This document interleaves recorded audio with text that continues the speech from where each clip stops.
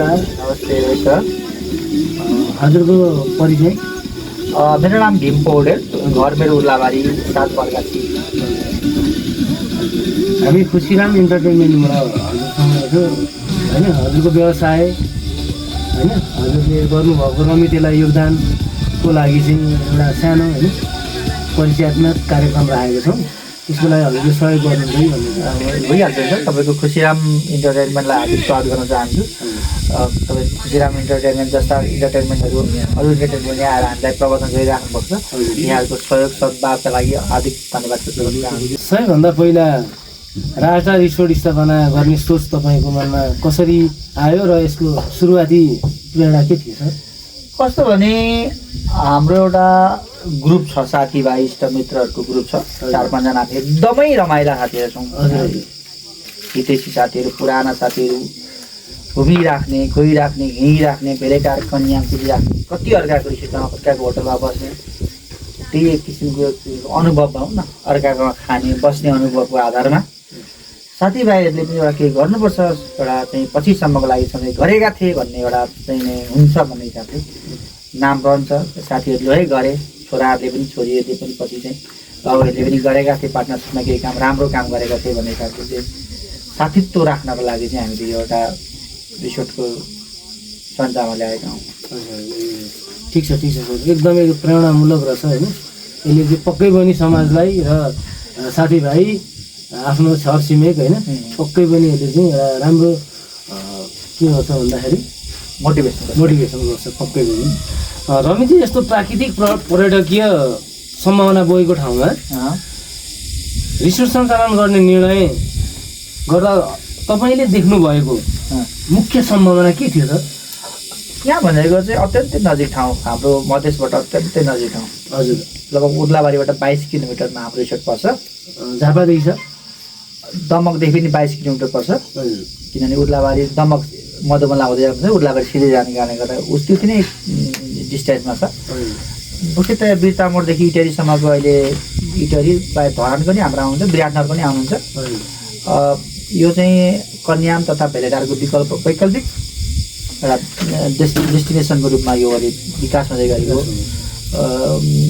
क्षेत्र हो होइन। यसमा चाहिँ तपाईँले भेलेटारमा जुन किसिमको हुस्से प्राप्त महसुस गर्नुहुन्छ, चिसो महसुस गर्नुहुन्छ, कन्यामा जुन चिसो महसुस गर्नुहुन्छ त्यत्तिकै महसुस गर्ने आज पनि देखिरहेको छ। आज पनि अहिले बिहानको 9 बजेको छ। यहाँको हुस्सेको मौसम हेर्दा एकदम नजिकै चाहिँ ऊ त्यो घर पनि देखिरहेको छैन। भनेपछि यहाँको त्यो मौसमको कारणले गर्दा चाहिँ यहाँ चाहिँ स्थानीय आन्तरिक पर्यटक अथवा बाह्य पर्यटक भनेर हामी इन्डिया बिहार यताका पर्यटकहरूलाई पनि हामी तान्न सक्छौँ कि भन्ने आशाले हामीले यो चाहिँ स्थापना सञ्चालनमा ल्याएका छौँ। एकदम राम्रो छ सर, एकदम राम्रो छ। अनि हजुरको राजाटार रिसोर्ट स्थापना गर्नु अघि तपाईँले गर्नु परेका मुख्य चुनौती खासै के चुनौती छैन सर। के चुनौती साथीभाइ मिल्यो, हाहुमा खोलो एउटा रेस्टुरेन्ट भन्यो, सानै तरिकाले खोल्ने इच्छा थियो, ब्याङ्कले पत्याइहाल्यो। अनि खासै त्यस्तो चुनौती छैन। यहाँ चुनौती भनेको ट्रान्सपोर्टेसन अलिकति गाह्रो थियो, बाटोको अलिकति चुनौती थियो, त्यो पनि हामीले सुधारिसक्यौँ। बिजुलीको चुनौती थियो, पनि हामीले अपडेट गरिरहेका छौँ। अब यी कुराहरू त अब सधैँ हुने कुरा हो, त्यो समय क्रम अनुसारले विकास हुँदै जाने कुराहरू पनि छ। त्यसैले खासै चुनौती त हामीले महसुस गरेका छैनौँ। भनेपछि हजुरले यहाँ चाहिँ तपाईँको स्थानीय बसोबास होइन, स्थानीय गाउँवासीको लागि पनि बिजुली ल्याएर होइन, एउटा हुन्छ नि बाटोको ल्याएर राम्रो काम गर्नु। त्यसै पनि भन्न मिल्दैन, बिजुली ल्याएनै चाहिँ भन्न मिल्दैन। अब यहाँको ट्रान्समिटर अपग्रेड गर्ने काम हामीले गऱ्यौँ, बाटोलाई अपग्रेड गर्ने काम हाम्रो वाडाको 1 नम्बर अथवा 2 नम्बरका वाडाको सहयोगबाट हामीले गर्न प्रयास गरेका हौँ। त्यत्रो अब बिजुली नै तारै पोलै ल्याएको भन्ने क्वेसन होइन, हामीले चाहिँ यहाँ अपग्रेड गरेका छौँ। र ग्राहकको विश्वास जित्ने काममध्ये सबैभन्दा चुनौतीपूर्ण पक्ष चाहिँ कुन रह्यो हजुरको? यस्तो लगानी त अब अहिले लगानी गर्नलाई सुरक्षित लगानी गर्न सबैले हेरिरहेको छ। सबैले अब ब्याङ्कले पनि गर्छ, आफूले पनि गर्छ। त्योभन्दा पनि सञ्चालन ल्याउन चाहिँ चुनौती हुँदो रहेछ। सञ्चालन ल्याउनको लागि दक्ष मेन पावरको एकदमै स्किल मेन पावरको एकदमै आवश्यक पर्दो रहेछ। अब यो स्किल मेन पावर भेट्न पनि गाह्रो, कुक तथा वेटरहरू भेट्न गाह्रो भएको कारणले गर्दा अलिकति इनिसियल स्टेजमा चाहिँ हामीलाई अलिकति अप्ठ्यारो पर्यो, तर अहिले चाहिँ हामीसित एक्सपर्ट कुकहरू पनि हुनुहुन्छ, वेटरहरू पनि हुन्छ, अहिले हामीले चाहिँ सुधारात्मक छौँ, सुधारिराखेका छौँ भन्न चाहन्छु। विदेश पलायन पनि एउटा के समस्या हो युवाहरूको? खासै त्यतातिर त मैले ध्यान दिएको छुइनँ, सायद विदेश जाँदैछन् भन्ने कुरो सुनेको हो, एयरपोर्टमा लाइन छ भनेर सुनिन्छ। किनभने चासो नभएपछि त्यति थाहा पाइँदो रहेछ यस कुरा चाहिँ, तर समग्रमा भन्दा अलिक मान्छे विदेश जाने आउने क्रम त चलिरहेको छ अहिले होइन, पहिलेदेखि नै चलेको कुरा हो। अनि राजटा रिसोर्टलाई हजुर रिसोर्टभन्दा फरक र विशेष बनाउने तपाईँको मुख्य अवधारणा के हो? यहाँ चाहिँ एउटा फ्यामिली ब्याकग्राउन्ड, फ्यामिली वातावरण होइन, केटाकेटीलाई नि अब हामीले खेल्न मिल्ने सिक्युरिटीहरू, दसैँ अगाडि हामीले सिक्युरिटीदेखि अरू अन्य कुराहरू पनि हामीले अपग्रेड गरिरहेका छौँ। अहिले हामीले अब थोरै आर्थिक समस्याले गर्दाखेरि यही अहिले हामीले अपग्रेड गर्न सकिरहेका छौँ बच्चाहरूको लागि होइन। अहिले हाम्रो निकास पारिवारिक रेस्टुरेन्ट अथवा पारिवारिक रिसोर्टको रूपमा विकास भइरहेको छ।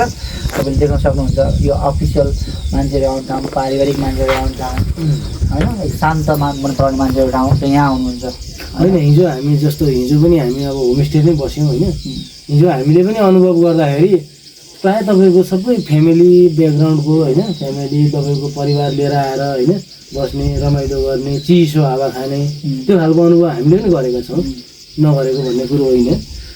तपाईँको अर्को एउटा प्रश्न, तपाईँको स्थानीय समुदाय, स्थानीय उत्पादनलाई रिसोर्टको व्यवसायसँग जोड्ने तपाईँले के प्रयास गर्नुभएको छ? यहाँ त स्थानीय त हामी त यहाँका स्थानीय कुराहरू सबै रिसोर्टले प्रयोग गर्छ। यहाँका सागसब्जी, यहाँका कुखुराहरूदेखि लिएर सम्पूर्ण यहाँका मेन पावर पनि हामीले यो स्थानीय नै हामी जोडेका छौँ। त्यसो अथवा स्थानीयसँग त हाम्रो त अब नङमासुको सम्बन्धै छ नि। यहाँको स्थानीय पनि अत्यन्तै मिजासिला राम्रा मान्छेहरू छन् होइन, एकदम सहयोगी मान्छेहरू पनि छन्। त्यस हिसाबले हामी त्यस कुरामा त कुनै तुच्छ राख्ने छैनौँ, हाम्रो त जोडी नै राख्ने हो, त्यसलाई जोड्दै जाने हो। त्यो त हाम्रो मूल मोटो नै हो नि, स्थानीय रूपमा स्थानीयलाई सहयोग गर्ने, स्थानीयसँग जोड्ने, स्थानीयलाई रोजगार दिने, स्थानीय कृषिका कुराहरूलाई प्रवर्धन गर्ने, स्थानीय उत्पादनहरूलाई चाहिँ यहाँ खपत गर्ने कुरा त हाम्रो त उद्देश्य नै छ नि। एकदम राम्रो सोच छ। मोरङको रमिते क्षेत्रलाई पर्यटकको उत्कृष्ट गन्तव्य बनाउन स्थानीय व्यवसायी, सरकार र समुदायले के गर्न आवश्यक छ जस्तो लाग्छ? यहाँको चाहिँ पूर्वाधार विकास अत्यन्तै आवश्यकता छ। पूर्वाधार भनेर रोडको विकास गर्नु पर्यो होइन, अलिकति तलैदेखि तपाईँहरू आउँदा पनि थाहा पाउनु पर्ला होइन। पानी पर्दाहरू पहिरो जाने यी कुराहरू छन्। अनि अर्को पानीको समस्या छ, अरू विद्युत लाइनको पनि समस्या छ यहाँनिर।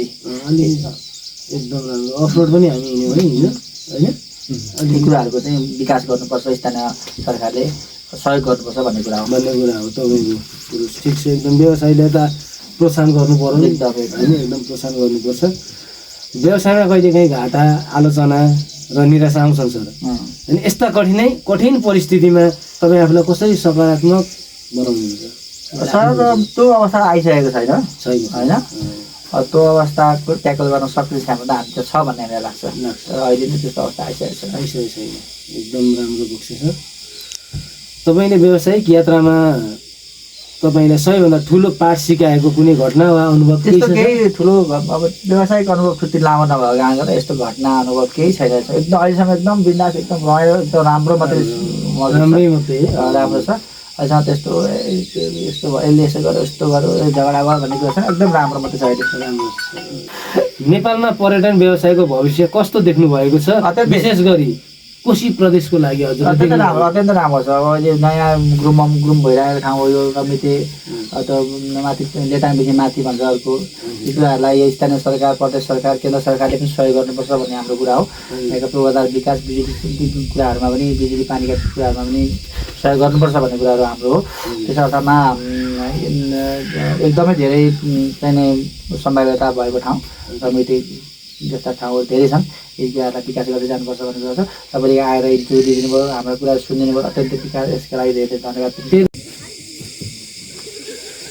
अनि हजुरको 5 वर्षको समयमा चाहिँ पञ्चवर्ष योजनामा राजधानी रिसोर्टलाई कहाँ पुर्याउने यो लक्ष्य लिनुभयो? अत्यन्तै राम्रो क्वेसन, अत्यन्तै राम्रो जी। अब कस्तो छ भने हामीले चाहिँ अब अहिले हामी इनिसियल स्टेजमै छौँ। लगभग हाम्रो अपरेसन टाइम भनेको 6-7 महिना, 8 महिना, 9 महिना भयो। अहिले पनि हामी उत्साहजनक रूपमै उत्साहित छौँ। यहाँको व्यापार देखेर। तथापि अब यसलाई कहाँ पुर्याउने भन्ने कुरो चाहिँ अब यहाँ एउटा हलको व्यवस्थापन गर्नुपर्ने छ।